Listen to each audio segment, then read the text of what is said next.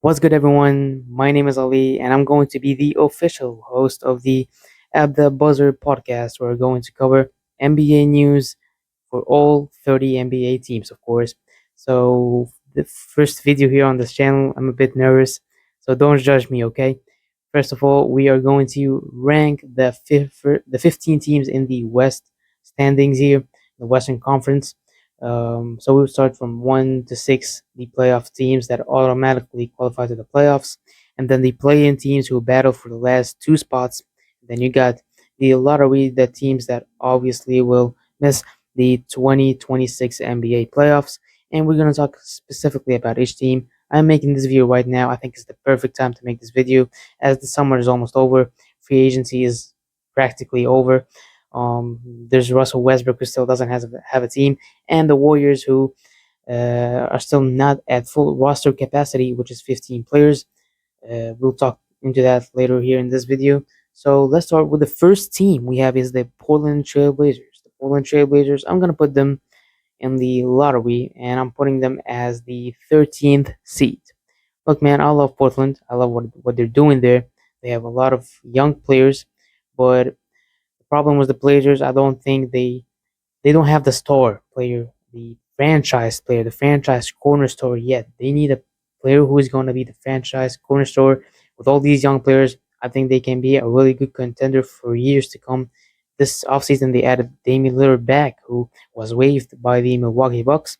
So Damian Lillard is back here in Portland. Of course, he's going to miss next season. That's what he said yesterday in the media day. He said he's not going to be able to play in the 2025-2026 season.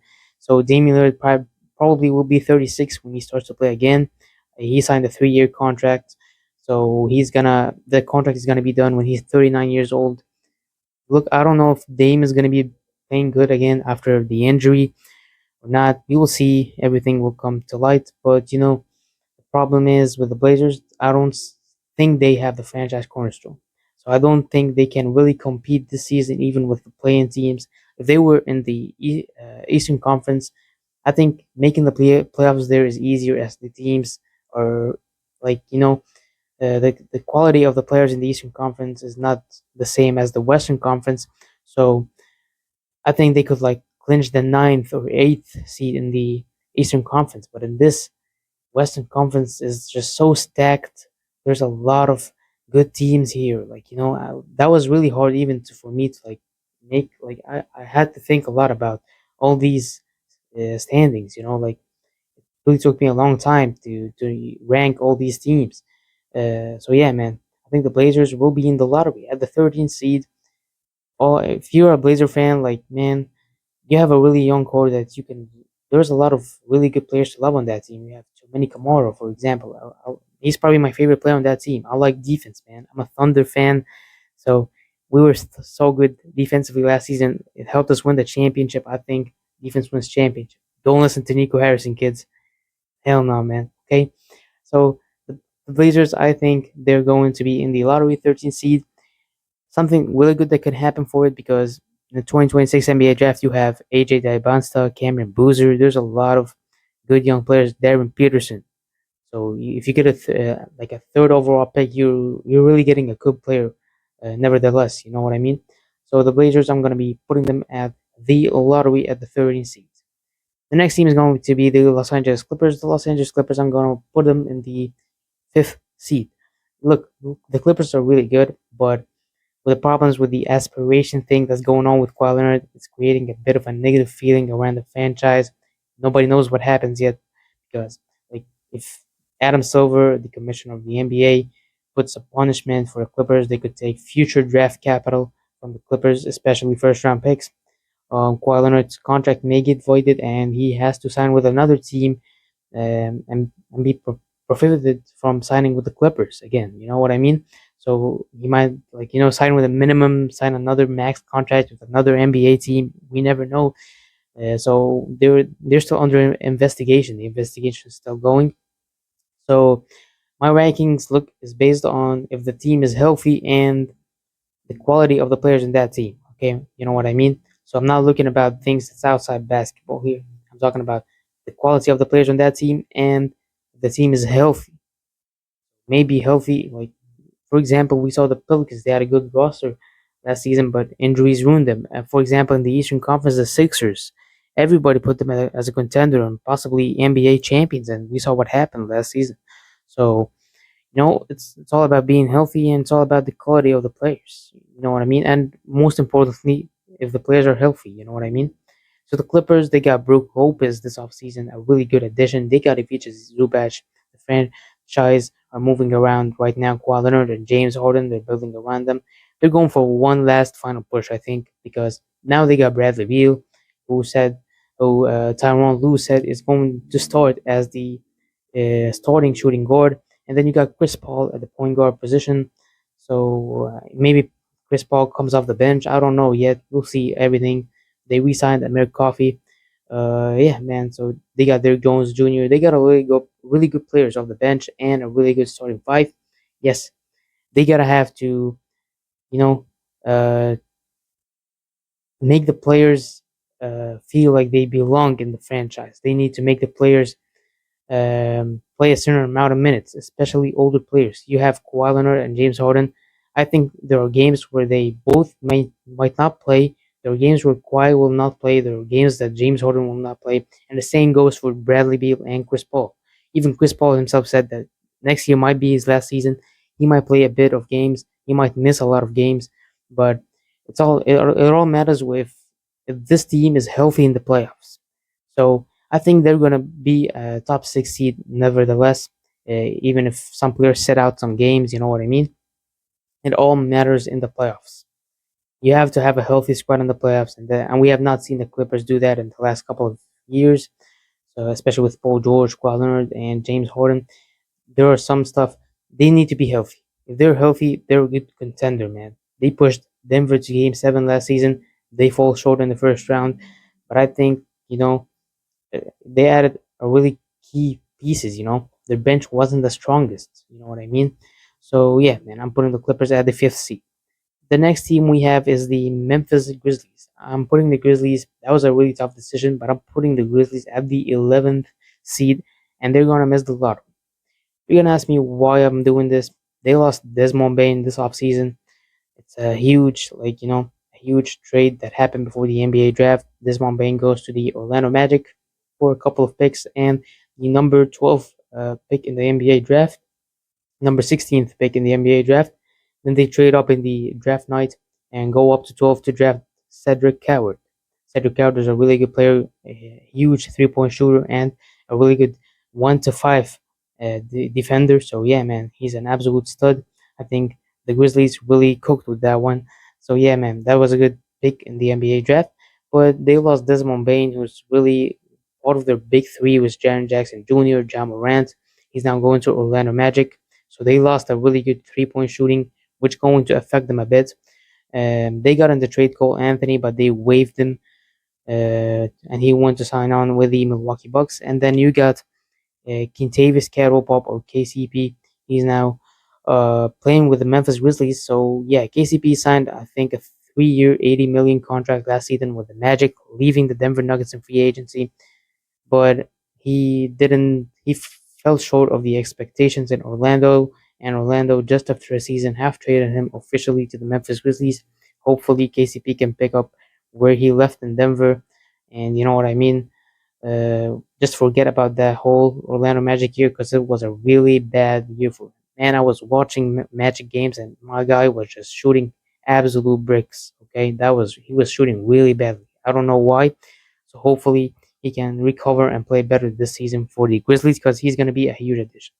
Why I'm putting the Grizzlies at 11th, at most importantly, um, the Grizzlies re-signed Scottie Pippen and Santi Aldama, but we had breaking news that Jaren Jackson Jr. is injured, Zach Edey is injured, and Brandon Clark 2 days ago just underwent surgery. So that's huge news. You have your three centers are out for probably 6 to 8 weeks. Yes, all of them are out for exactly 6 to 8 weeks with different injuries. Like that's really huge coincidence to be out for the same period of time. So they're probably gonna miss the first 3 months of the season until, for example, January. So you're telling me you're not gonna have centers until January if you're the Memphis Grizzlies? That's a huge blow. That's a really huge blow. One team that had the same problem last season was the Oklahoma City Thunder. They had Jalen Williams injured, the bigger Jalen Williams and Isaiah Hartenstein and Chet Holmgren. They were all out with different injuries, and they missed probably the first 2 months of the season. We didn't really have a huge center, and Jalen Williams, J Dub, he played really good at the center position because J Dub is a really good defender and can guard 1 to 5. So man, J Dub was absolutely phenomenal in that area.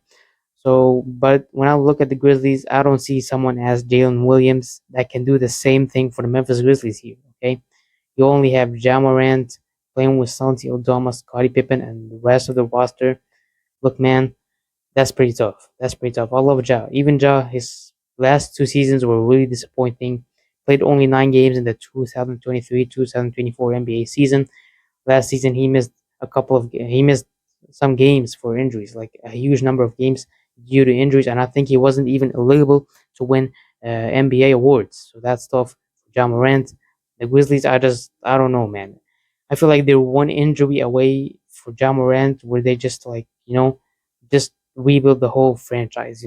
One John Morant injury, a huge injury for John, would really affect them and make the franchise go to a rebuilding phase. You know what I mean? We could see Ja playing for another team next season. You know what I mean? And then we have the Utah Jazz after that. Utah Jazz are just a 15th seed lottery team. This team was absolutely awful last season. They're looking to rebuild the franchise. They're tanking. They're doing everything they have to get a number one or a number two pick in the NBA draft, especially next season with AJ Dybasta, Cameron Boozer, Darren Peterson. They're gonna go all out, and I'm saying all out to get a really good pick in the NBA draft. So of course, I think they're gonna be the worst team in the Western Conference, and talent wise, they have talent. They have Ace Bailey, they have Brian Sensabugi. He played really good in the summer league. Then Ace Bailey, who doesn't even want to be there, but you know what I mean. It is what it is. He's still gonna be there. He doesn't have the remote control in his hands, so he's gonna have to play there. But I think it's actually a really good opportunity for Ace Bailey, as this team just really doesn't have any star power. And I don't know, maybe they trade Laurie Markkinen at the trade deadline. I don't know. They have Walker Kessler as well, a really good center on talent. He was disappointed. He said he's disappointed that he didn't get an extension this offseason. But it's going. But if he doesn't, you know what I mean, sign with them next offseason, he's gonna be a free agent. So you know what I mean. You could go to the Lakers, go to other teams, but they have the talent this season to just barely at least show the people that there is something good that's happening in Utah. You know what I mean? You got Ace Bailey. Ace Bailey, I think he could go out and average 18 to 20 points per game if he really is what he is. Maybe even average more if Laurie Markkinen gets traded early on in the season. I don't know, man, but Laurie Markkinen played absolutely phenomenal as well with Finland in the FIBA Euro basket. Okay, so he really showed us what Laurie Markkinen we missed last season, because Laurie Markkinen last season was really bad. The team Sacramento Kings, we got the Sacramento Kings at the 14th seed. That might be pretty low, but I think I'm putting them at the 14th seed, man. I don't see them finishing even over the Blazers. If I'm like, the only team that I think is worse is the Utah Jazz. Yes, you have Demonis Sabonis, you have DeMar DeRozan, Zach LaVine, a lot of good players. You signed with Dennis Schroeder, but this team is just. I just need the Kings GM to, you guys got to realize at some point we need to rebuild the franchise, man. We need to rebuild the franchise. It's not working, man. You got to be brave like the Utah Jazz and go into a rebuilding phase, man. You can't keep running that stuff this every year, mate. They're literally running the same team every year. Do you really think a DeMar DeRozan at 35, or God knows how old he is, the Demonis Sabonis, Zach LaVine, are really almost an old team, even with the role players, to carry you to a championship? You're telling me the best player on your team, Sabonis, no disrespect to Sabonis, he's a walking double double and sometimes even a triple double. But you know what I mean, man? How can he, as a first option, carry you into an NBA championship or even into contention? It's something that blows my mind, man. Sometimes you just, especially with this season, You finishing at the 14th is actually going to be a blessing in disguise. I don't know if they have their first round pick this season or not, but if they do, it's going to be a blessing in disguise because you're going to get a good lottery pick, maybe a top five pick, and get a really good player in the draft. Maybe even jump into a top three pick and get one of the three guys we just mentioned. So the Kings, they need a star. They need a huge cornerstone. They blew their chance in 2018. Imagine in 2018 they don't select Marvin Bagley and take Luka Doncic, for example. Everything could have been different. Imagine they don't trade Tyrese Halliburton. It's really hard to be a Kings fan, and I feel bad for Kings fan every season, man. The team after that is going to be the Los Angeles Lakers. I have the Lakers at the sixth seed after the Clippers. The Lakers are a really good team. You got LeBron, Luca. When you got LeBron and Luca, you automatically put the Lakers in the top six seed unless injuries happen. But when you look on the papers, and when you look on paper, they're just too good to be a playing team. You know what I mean? This offseason, they have Austin Reeves, of course. They signed with DeAndre Ayton, Marcus Smart, Jake LaRavia, a really good three-point shooter coming off from Sacramento. You got DeAndre Ayton, who look, man, I'm not a really big fan of DeAndre Ayton, but when this guy plays good ball, he plays good ball, and I think he's gonna feed off really good from Luka Doncic, of course. And then you got Marcus Smart, a really good defender. He won Defensive Player of the Year in 2022, man. So that speaks for itself. That's what I'm saying. You know what I mean? Marcus Smart is a really good player, but I just feel like there is some stuff that's still missing, especially with the Lakers roster. The last 2 years or 3 years, they have been getting injured a lot with like players like Gabe Vincent, who is still on the roster, Jared Vanderbilt. There's a lot of players, man. There's a lot of players that gets injured every season for the Lakers. And you know what I mean? I think from a depth standing point, it's not the best. You got Rui Hachimura, LeBron James, Luka Doncic, and DeAndre Ayton as the four players that's starting. I don't know who's starting, who's the fifth player that's going to start. But then you got Jackson Hayes coming off. Like, for example, like that's what I'm talking about. When you're talking about Jackson Hayes coming off your bench for DeAndre Ayton, I'm sorry. Most centers in the league are going to cook Jackson Hayes. No disrespect to him, but he's not. I just don't see him as a center, man. I just don't see him as a really good center in the league. I think most teams have a good center that can be put up. Like, for example, if they face the Oklahoma City Thunder, they got Chad Holmgren and Isaiah Hardenstein as the double big they play with a double big lineup, and then they got Jalen Williams off the bench, and sometimes Brandon Carson, the two-way player. He's a good player, a really young, good player. But when I see at the depth, they have four really good centers, two good centers for the Lakers, and even for me, Jackson Hayes is a mid center. He's not the best center, you know what I mean, coming off the bench. So the Lakers can get really dominated easily in the front court. You know what I mean? So that's why I'm putting them in the sixth seed, man. I just don't think this team has good depth, and if they do have some depth with no injuries, the bench is just weak. It's not the best. You know what I mean? The team after that is going to be that Dallas Mavericks at the seventh seed, the first seed in the play-in, of course, and they're going to have home court advantage in the play-in. Look, man, the Mavericks are they're a weird franchise right now. Nico Harrison, man, Mavericks fans are not gonna forgive you. You trade Luka Doncic in February, just literally almost 8 months ago, and then you luck you luck out with Cooper Flag in the 2025 NBA draft with just a 1.8% chance to get the number one pick. You jump and you get the number one overall pick.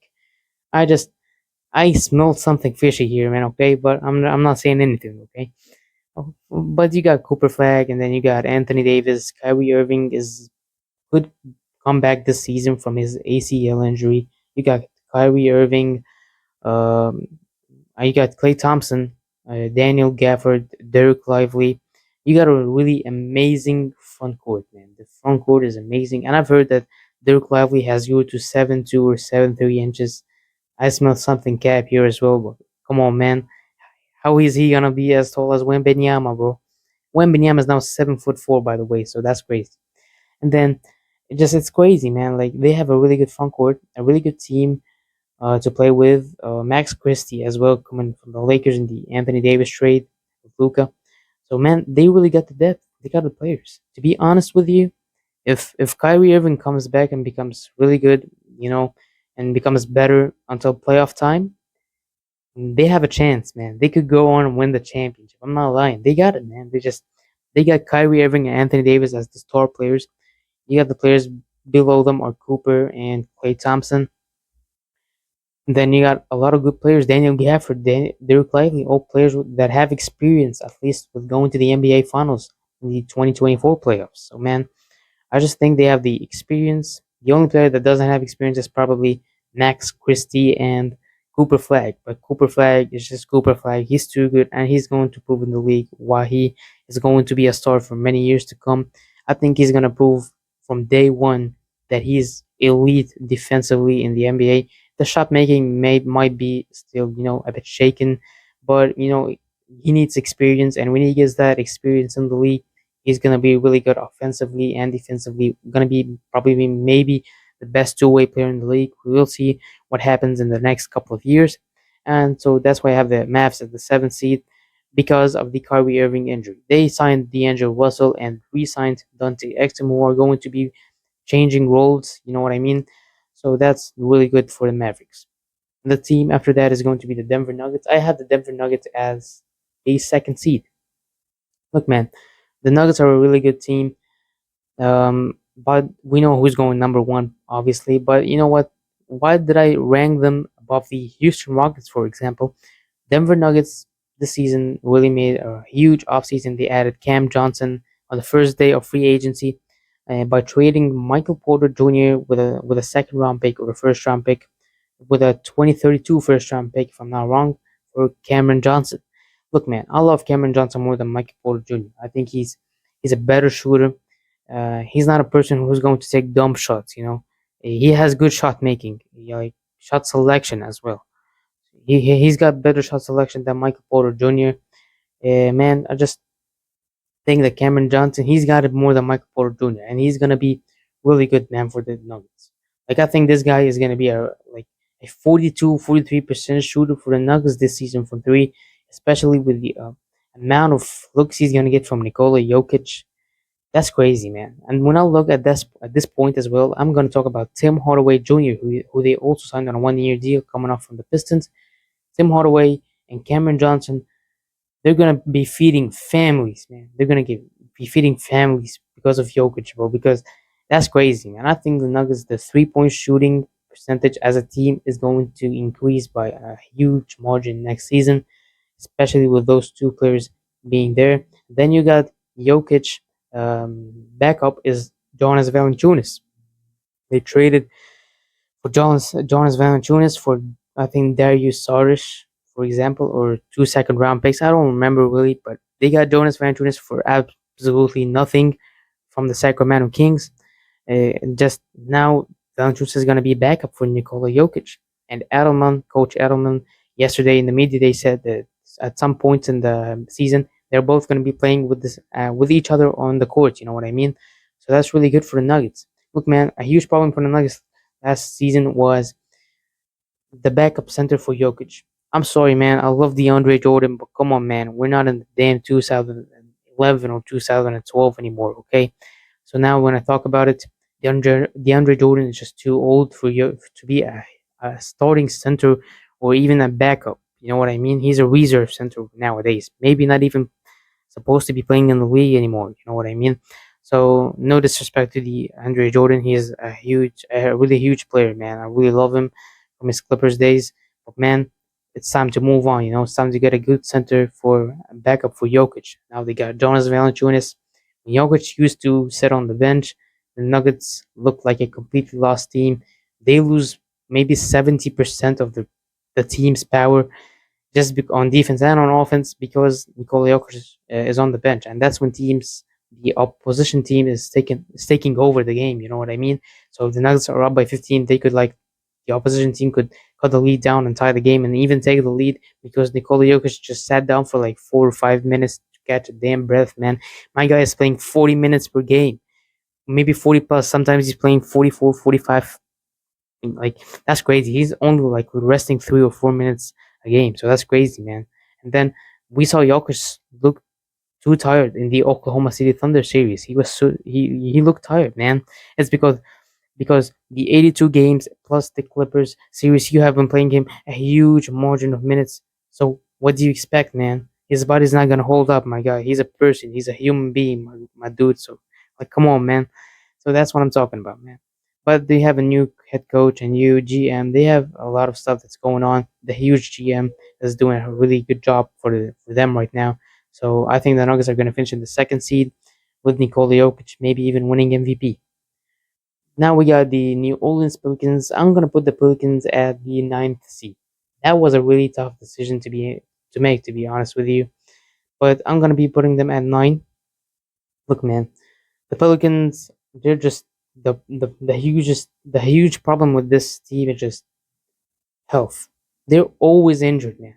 Like they have Aura, Zion Williamson, my dude, DeJounte Murray last season, Brandon Ingram, and then they get hit with a couple of injuries. DeJounte Murray gets a torn Achilles. Zion is injured all season, and then bad stuff comes up about him that he's overweight now.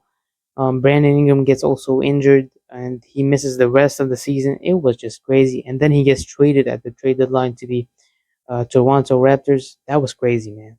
They lost Dyson Daniels. They traded Dyson Daniels for DeJounte Murray, and now Dyson Daniels literally the leads the league in the league history as the most steals in a whole 82 game season. Dyson Daniels probably has 190 steals, I think. So, man, that's absolutely crazy. They traded him, but you know what? He even himself he said in a press conference that the Pelicans are a cursed franchise, man. They're a cursed franchise for real, man. Like I don't know who did some voodoo stuff to them, but like, come on, man, that's crazy. If that team stays healthy for one season, I think they could do something, man. Just something big. It's crazy to me that this is Zion's sixth season in the NBA, and he has still not registered any playoff minutes. That's crazy. No playoff minutes for Zion Williamson.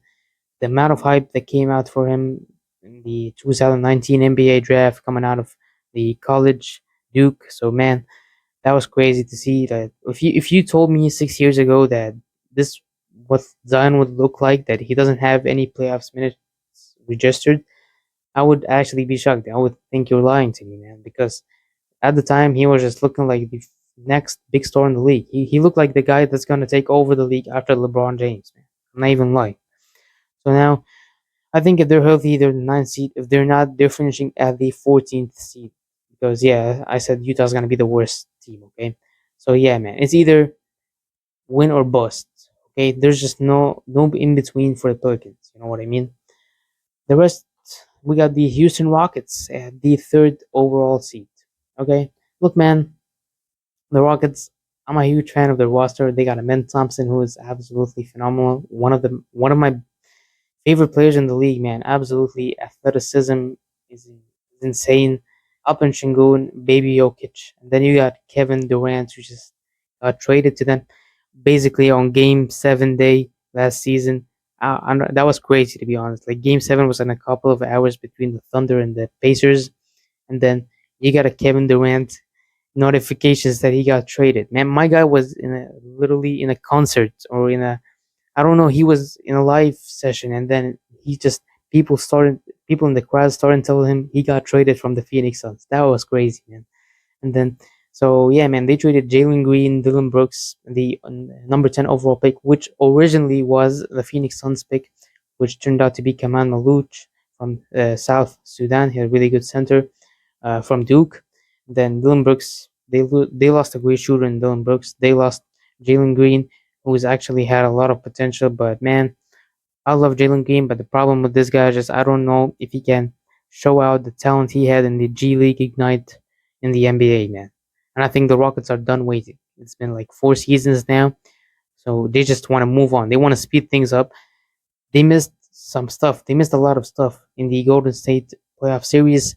A real franchise cornerstone, a guy that's gonna carry you to the next step, a huge scorer, and that's what Kevin Durant is made for, my guy.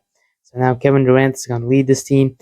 They re-signed everyone, basically Steven Adams, Jason Tate. They signed with Clint Capella as well, who is a Rockets legend for many people in Houston. They love him, man. He left the team and then came back here a couple of years later at the age of 31. He signed a 3 year, $21.5 million contract. He's going to be really useful for them. So we'll see, man. We will see what happens. The next team is going to be the San Antonio Spurs. The Spurs, I'm putting them at the 10th seed. Man, it's actually really good if they actually can make the play-in this season because, man, I've really waited so long for the Spurs to be back in the playoffs, man. I really want to see them back in the playoffs. It's been 6 years, man. Since 2019, they haven't made the playoffs. It's just been huge loss for this franchise every season after every season until the 2023 NBA draft, where they got Victor Wembanyama. The probably maybe has GOAT potential. So Wemby now, who just made a huge summer. My guy was working out with literally everyone, man. He was working out with everyone on earth. He worked out with Kevin Garnett, and then Hakeem Olajuwon. My guy was working out with monks. He's crazy, man. He shaved his head and he was literally meditating in like North Asia or I don't know where. My guy was up in the mountains. I'm not even lying, man. So that's crazy, bro. That's crazy. He's gonna be a monster. And I've heard news that he has grew from 7'3" to 7'4". My guy, you don't need to get taller, my dude. You don't need to get taller. Man, I'm scared. If this guy actually get, for example, 7'5", that's crazy, man. But you know what? The problem with Wemby, everyone is scared because of what happened last season with the deep vein thrombosis injury that prevented him from continuing the season, and he only played 46 games, which, by the way, he showed a lot. My dude averaged 25 points and 10 rebounds in just year two. We're talking about year two. He was carrying the team. You know what I mean? That was crazy, man. He was averaging a 25-point double double. So that's crazy, man. Now I'm really waiting to see him in year three. My guy could actually average 28 points per game, 13 rebounds, 5 blocks a game. Maybe, man. Just that just not even like when I'm saying that it could sound like a big thing, but for Wemby it's not. It's Wemby, man. It's Wemby we're talking about here, man. Spurs as a team, they got Jeremy Sohan, Devon Vassell. They lost Chris Paul, of course, to the Clippers, but it doesn't matter. They lucked out and jumped in the 2025 NBA draft with a 6% chance, eighth best odds. They jumped out and got the second pick, which is Dylan Harper. Man, the scenes if they actually got that first overall pick with Cooper Flag, they were literally a 50% away. They had a 50-50 chance to get Cooper Flag, man. So imagine if they got Cooper Flag with Wemby, that would be crazy. But they got Dylan Harper, a really good future point guard, could be the future maker, the future playmaker of this franchise. Who knows? They got Stephon Castle now going into his second year. Showed a lot of potential in year one. One of really my favorite players as well in the league right now. So man, the Spurs are really set. They have a really young core. Now they got De'Aaron Fox as well, who is going to miss the start of the next season as he had an hamstring injury earlier in this season in a workout. So man, it's going to be really tough to start without him. But I think that actually gives more minutes to Dylan Harper to get set into the league, get experience, and even Stephon Castle and the other players. Okay, so I have him in the 9 and the 10th seed, and the Pelicans 9, Mavericks 7. I have the Suns in the 12th seed. Look, man, Phoenix. I don't know, man. These guys are just so cooked. They don't have future draft picks until 2031. They don't control the future, so even if they wanted to rebuild, they can't. They got Devin Booker, just crazy, man. Devin Booker, I love Devin Booker, man. But I know he want to be a son for life. Like I know deeply that he want to be a son for life. But if it just doesn't, if they can't contend anymore for the next couple of years, man, he's 28 or 29. I don't know, or 27. I really don't know how old is Devin Booker right now. I think he's 29 or 28. If I can't contend, he's literally in his prime years, man. He's literally in his prime years. Everyone left. KD left. Bradley Beal left. Everyone left. It's just him and Jalen Green now, who they added Dylan Brooks, Kamal Maluch, just another Nick Richards and Mark Williams. They got really good players, but just it's really not even enough to be a playing team in the West. It's not enough, man. It's just not enough. And I think Booker after this season, he's just gonna think a lot. He's gonna think a lot of about his future. Like I can't contend here anymore. But I love this place. Do I want to stay here and just be a loyal for the rest of my way, but I'm not gonna have any accolades, no championships, nothing? Or do I just take it and just leave and maybe I become an NBA champion one day? It's not guaranteed, but it gives you a better chance than Phoenix, you know what I mean? So man, I don't know if I'm Devin Booker when I'm taking, to be honest with you. But it's crazy. But I think he's just gonna take the season to test things out himself. See, can we really contend or not anymore? That's about it. This is a deciding season for the Phoenix Suns franchise. A huge season for the Phoenix Suns franchise. This is where we could lose our star player, our franchise cornerstone, because we can't do anything about it. They can't do anything about it as well. The next team is going to be the Oklahoma City Thunder. They're going to be the number one seed unanimously. I just don't think anyone can disagree with that. Look, man, the Thunder are just set for the next couple of years, and nobody can do anything about it, man. They have 15 players on the roster, 15 players that are really good players that can play in multiple positions. You want to tell me maybe the worst player is Brooks Barenheiser, who they got in the second round, a really good player who is elite defensively, coming off from college, a good 3-point shooter. And they got Brandon Carson, AJ Mitchell, Nikola Topic, who's going to join this season, who didn't even play last season. He was drafted 12th overall in the 2024 NBA draft, but he injured his ACL, so he didn't play all of last season. And he's the first ever player to not register any minutes in the NBA and become an NBA champion. And he showed huge flashes in summer league. All players talk about him good, that he's a really good player that doesn't really lose the ball easily, a really good passer, a really good maker. So that's really gonna uh, take the Thunder even a bit, a huge, give them more options on the bench. Like they had really good options on the bench, and now they're gonna add Nikola Topic on the bench, huge extra options. Like that's crazy, man. There's just no bad player. There's just no weak link here. Maybe the only thing that really, as a Thunder fan, makes me a bit worried is the shooting. Yes, we won the championship last season, but it wasn't always nice. In the 3-point shooting, especially percentages was really bad, to be honest with you. But I think we can really do it again, back to back. I think we have the best chance since the 2018 Warriors to win it again, back to back, man. So it's gonna be a really fun season to be an Oklahoma City Thunder fan. The next team is going to be the Minnesota Timberwolves. The Timberwolves are going to be the fourth. I have them at the fourth overall seed. Okay, like Timberwolves are a really good team. Yeah, man. I just think the top three teams, the Thunder, the Nuggets, the Rockets, are just better than the Wolves right now. But I think the Wolves are better than Clippers and better than the Lakers. You know what I mean? They have Anthony Edwards now, who's going into year six, or yeah, he's going to year six. So I think Edwards is just gonna cook this season. I think he's gonna be a legit MVP candidate. Look, man, the problem with Edwards those last two seasons, he carried the franchise to the Western Conference Finals. Last season, it was bad. If we're talking about it, he played really poorly against the Thunder. He was chucking up shots and he was missing. He was breaking the ball. Okay, sometimes, some games, Nikhil Alexander Walker was a better player than him, and now Nikhil Alexander Walker is gone, and he went to the Hawks, and a huge decision. They had Randall, Naz Reid, and Walker, that three players that needs to be re-signed. Two has to be re-signed, and one has to be let go because of the second apron, and they chose to re-sign Naz Reid to a 5-year, $125 million contract, and Julius Randle as well to a huge contract, but they gave up Nikhil Alexander Walker in the process. A huge loss for them, to be honest with you.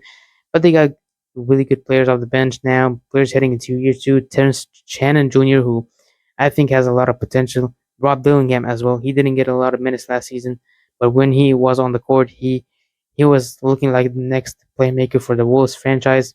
But just for me, I think the problem with the Wolves, they just you got to give up on Mike Conley at some time. Look, man, I love Mike Conley, but man, he's 38 or 39, I don't know, but he's too old. You got to give the young guys some minutes, man. You got to give Rob Dillingham more minutes, man. He got to give more minutes. So, man, I think if Rob Dillingham gets some minutes, he's gonna build up experience. He's gonna build up playing time. He's gonna get his handles better. He's gonna work on his game. You know what I mean? He could be the future of this franchise in case of the point guard position. The next team we have is the Golden State Warriors. Man, I'm just gonna put them right now at the eighth seed.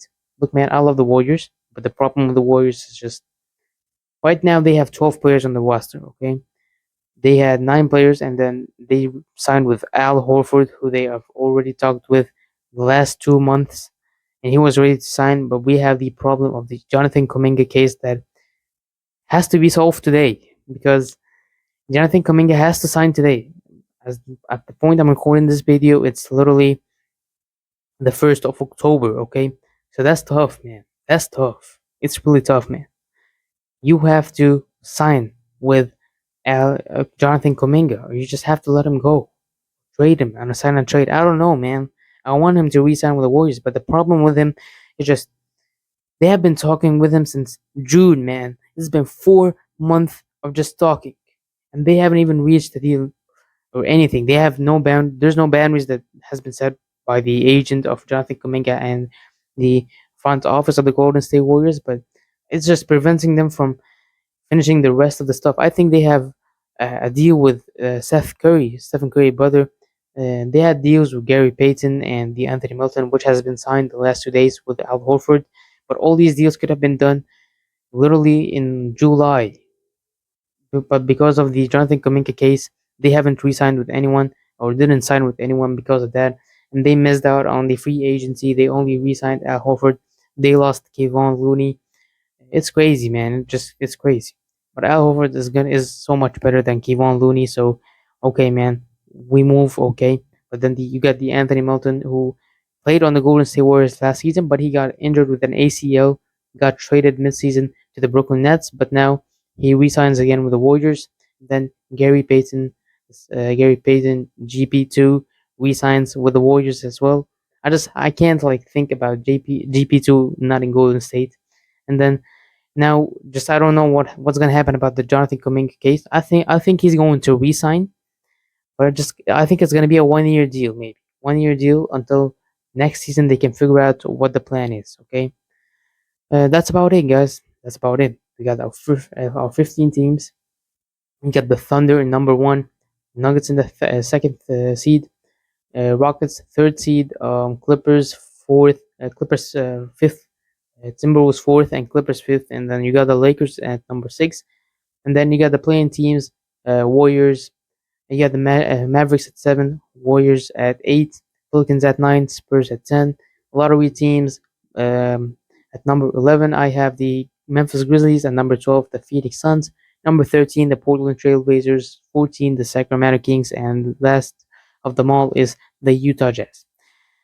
These are my rankings. So if you have anything that you would change in those rankings, just tell me here in the comments. That was a really long video. Okay, I've been recording for a long time, but it's okay. I really love doing this, guys. So yeah, man, I'm just grateful for any support that comes for any of my videos, my next videos. I know it's not gonna be a lot of support, but it's okay, man. I love doing this from the bottom of my heart, really. So if you watched all those, if you watched all the video, just tell me in the comments, man. Tell me, you know what? Say the word, let's go. Say the word at the buzzer. Say at the buzzer in the comments, and I'll know if you really watched the whole video. Anyways, guys, I'll leave with you from the At the Buzzer podcast. We'll see you in the next one, and peace out.